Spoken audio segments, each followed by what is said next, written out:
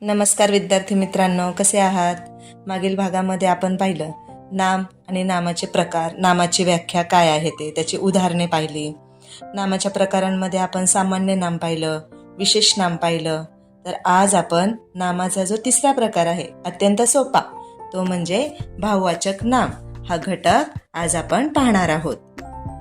चला तर मग आजच्या व्हिडिओला आपण सुरुवात. भाववाचक नाम. ज्या नावाने प्राणी किंवा वस्तू यांच्यामध्ये असलेल्या गुण, धर्म किंवा भाव यांचा बोध होतो त्यास भाववाचक नाम असे म्हणतात. भाववाचक नामामध्ये आपल्याला एकच गोष्ट लक्षात ठेवायची आहे, ती म्हणजे ज्या आपल्या भावना आहेत, जसं की सुख असेल, दुःख असेल, राग असेल, लोभ असेल, या गोष्टी ज्या वाक्यांमध्ये येतात त्यास भाववाचक नाम असे संबोधले जाते. विद्यार्थी मित्रांनो, नाम हा घटक हा स्कॉलरशिपच्या दृष्टीने अत्यंत महत्त्वाचा घटक आहे. त्याच्यामध्ये भाववाचक नाम या घटकावर खूप सारे प्रश्न येण्याची शक्यता असते. त्यामुळे हा घटक अत्यंत बारकाईने अभ्यासणे जरुरीचे आहे. उदाहरणार्थ, धैर्य, कीर्ती, चांगुलपणा, वात्सल्य, गुलामगिरी, आनंद इत्यादी.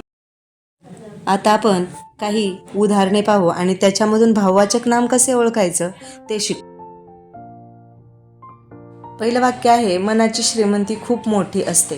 या वाक्यामध्ये भाववाचक नाम कोणतं आहे तर श्रीमंती हे आपल्याला सांगता येईल. कृपया शांतता राखा. या वाक्यामध्ये शांतता हा शब्द भाववाचक नाम म्हणून ओळखला जातो. भाषेत नेहमी गोडवा असावा. या वाक्यामध्ये गोडवा हा शब्द भाववाचक नाम म्हणून ओळखला जातो. विद्यार्थी मित्रांनो, पुढील वाक्य आहे बघा, निसर्गाचे सौंदर्य पाहावे. या वाक्यामध्ये सौंदर्य हे भाववाचक नाम म्हणून ओळखले जाते. पुढील वाक्य आहे, आज हवेत गारवा आहे. तर विद्यार्थ्यांनो, या वाक्यामध्ये गारवा हा शब्द भाववाचक नाम म्हणून ओळखला जातो. कारण त्यामध्ये बघा, गारवा आपल्याला फिलिंग होते की आज हवेमध्ये काय आहे, गारवा आहे, थंडावा आहे. त्यामुळे आपल्याला समजून येतं की या वाक्यामध्ये भाववाचक नाम कोणतं आहे तर गारवा आहे. विद्यार्थी मित्रांनो, अशी अनेक वाक्यांमधून आपल्याला समजून येईल की भाववाचक नाम कसे ओळखायचे. आणि आता या सगळ्या उदाहरणांमधून तुम्हाला समजलं असेल की भाववाचक नाम कशास म्हणतात आणि ते कसं ओळखायचं ते. त्यामुळे तुम्ही अजूनही काही उदाहरणे लक्षात घेऊन तुम्ही स्वतः काही उदाहरणे तयार करू शकता आणि भाववाचक नाम कशास म्हणतात हे ओळखू शकता.